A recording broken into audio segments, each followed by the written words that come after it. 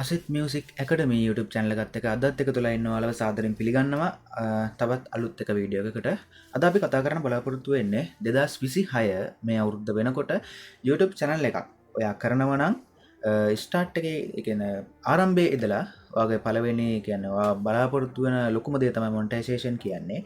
ඉතින් 2026 දී මොනිටයිසේෂන් ගන්නව නම් YouTube channel එකක අපි කොහොමද ඒ දේ කරන්නේ, මොනවද අලුත් වෙච්ච අලුත් අප්ඩේට්, මොනවද අලුතෙන් ඇවිල්ලා තියෙන අප්ඩේට්, ඒ ගැන තමයි අපි කතා කරන්නේ අද. එහෙනම් අද අපි යමු වැඩි කතා නැතුව අද වීඩියෝ එකට. හොඳයි 2026 අවුරුද්ද වෙනකොට YouTube channel එකක් මොනිටයිස් කරනවා නම් ඔයා මොනවද දැනගන්න ඕන දේවල්, ඒ වගේම මොනවද වෙනස් වුණ දේවල්, වෙනස් වෙන්න තියෙන දේවල්, ඒ හැමදේම දැනගෙන ඔයාගේ YouTube ගමන යන එක හොඳයි කියලා මම හිතනවා. ඉතින් අද මේ වීඩියෝ එක අපි කතා කරන්නේ ඒ දේවල් ගැන.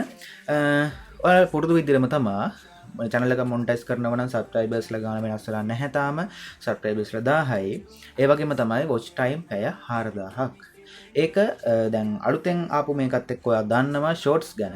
ෂෝට්ස් ෆීඩ් එකේ 10 මිලියන් ඕන දවස් 90ක් ඇතුළත. ඒකත් අවුරුද්දක් ඇතුළත නෙමෙයි. හරිද? දවස් 365ක්. දවස් සමහරවිට ප්‍රශ්න තියෙනවා දැන් දවස් 365 කියනකොට ජනවාරි මුල ඉඳලා දෙසැම්බර් අග දෙසැම්බර් 31 ඒ ඇතුළත තමාම අපි මේ සබ්ස්ක්‍රයිබර්ස් 1000 watch time පැය 4000 ගන්න ඕන නැහැ. එහෙම නෙවෙයි. ඔය channel එක හදපු දවසේ ඉඳලා හදපු දවසේ ඉඳලා දැන් හිතන්නකෝ ඔයා වීඩියෝ අද අප්ලෝඩ් කරන්න කියලා. හරිද?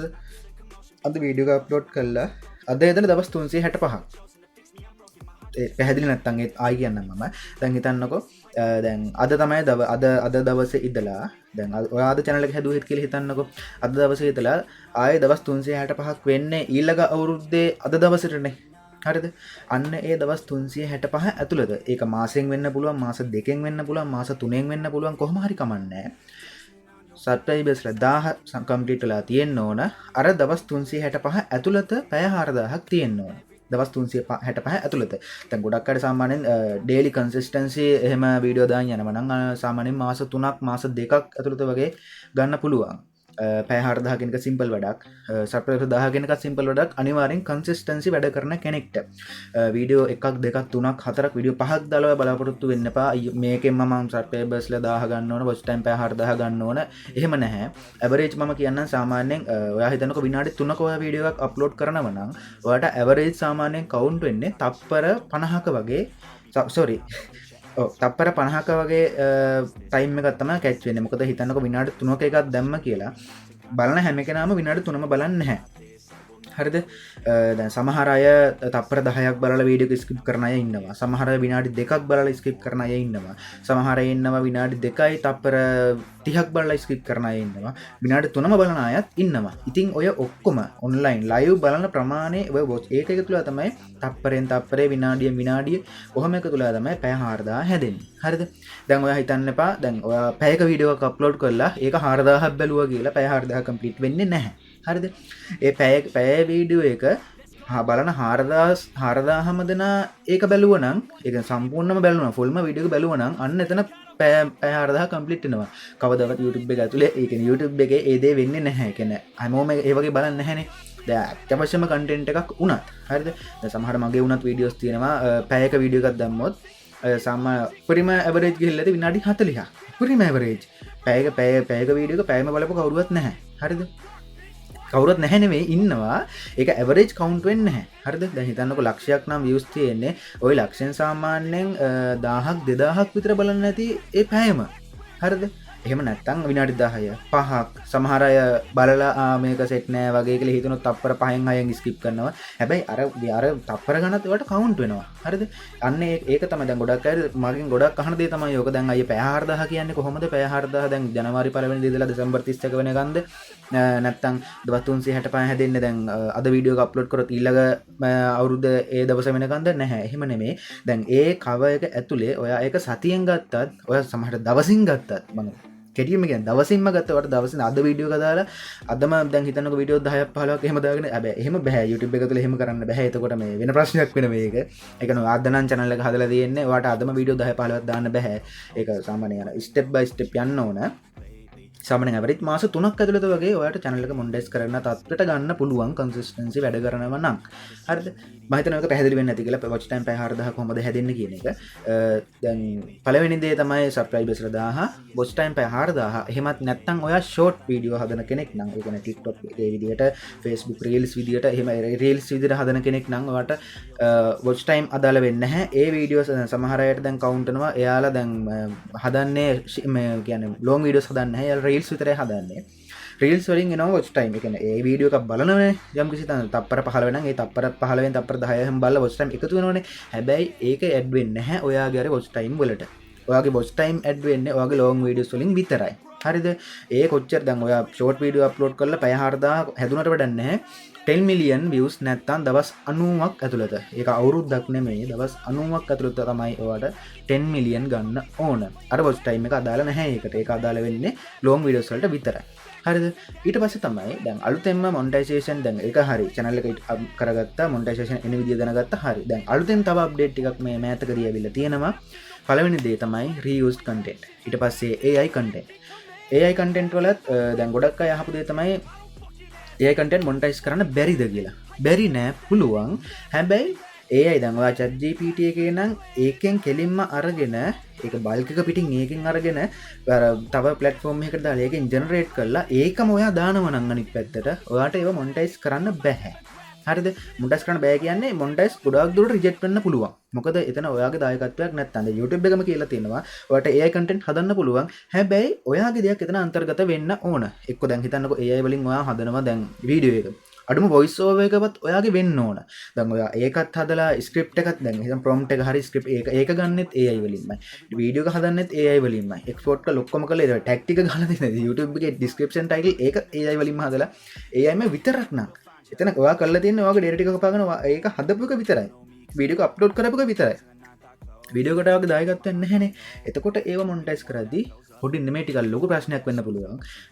ඊට පස්සේ ඊළඟ දේ තමයි දැන් හිතන්නකෝ අපි හිතන්නකෝ ඔයා faceless channel එකක් නම් කරන්නේ. faceless videos හදනවා නම් දැන් අලුතින් තියෙන YouTube automation කියලා.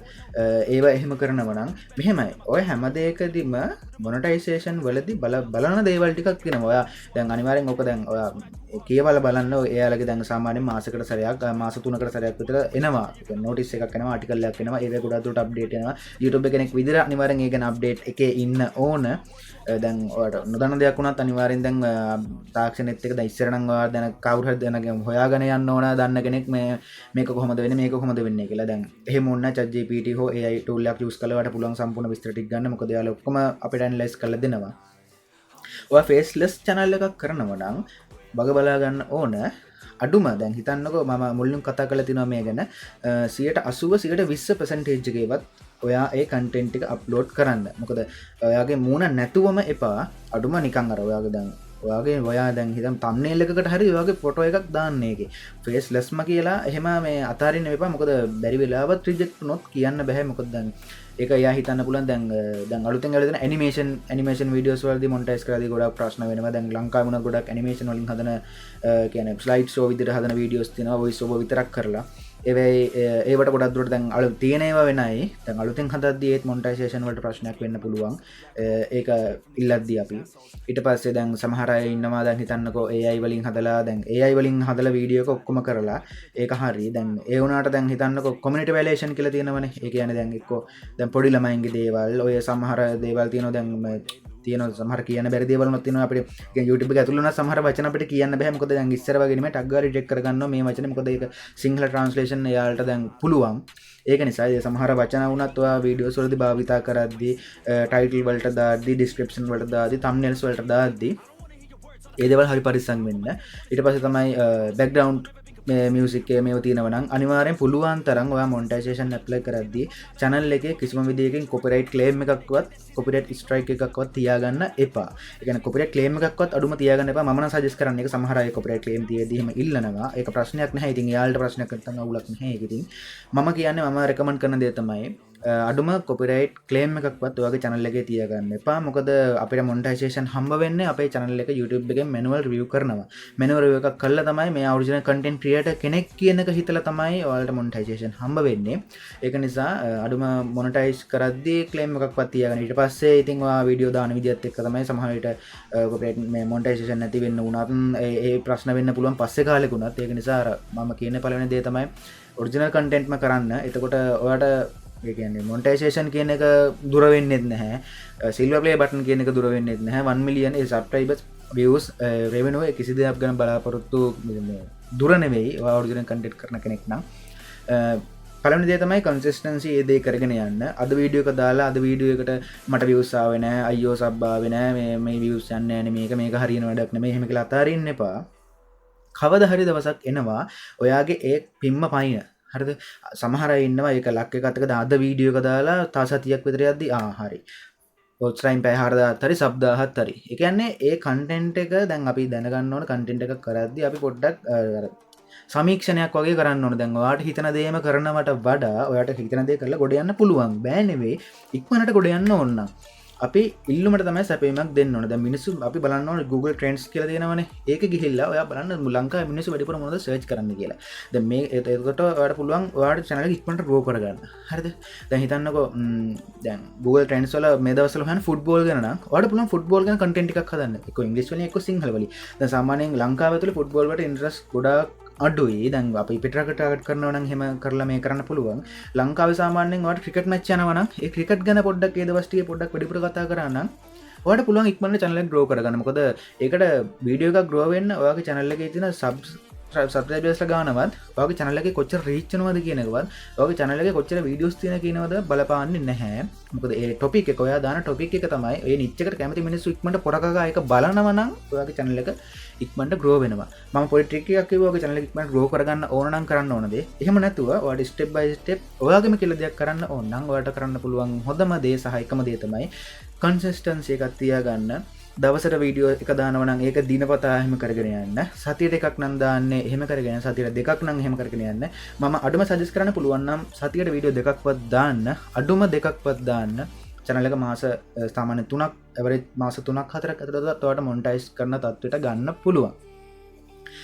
ඊට පස්සේ තමයි මම කිව්වේ reuse content ගැන. reuse කියන්නේ ඔයා එකම ඒ කියන්නේ දැන් හිතන්නකෝ අද දාන description එකම අද දාන title එකම අද දාන thumbnail එකම ඒ විදියටම videos ගණනාවකම පාවිච්චි කරලා තියෙනවා නම් reuse කියන එකේ මෙතනම තියෙනවනේ. ඒ කියන්නේ ඔයා ඒ content එකම ඒ වීඩියෝ එකම ආයි ඒ කියන්නේ ඒ දැන් හිතන්නකෝ දැන් ඔයා අද දා වීඩියෝ එකට ගියා views 10000. හරිද? අද views 10000 ගියා. ඔයා හිතනවා දැන් මේකම මං ආයි දැම්මොත් ආයි 10000ක් එයි කියලා. හැබැයි අර 10000 දාලා ඒ reach වෙන reach fill එකට ඊළඟට ඒකම ආයි දැම්ම කියලා එහෙම වෙන්නේ නැහැ.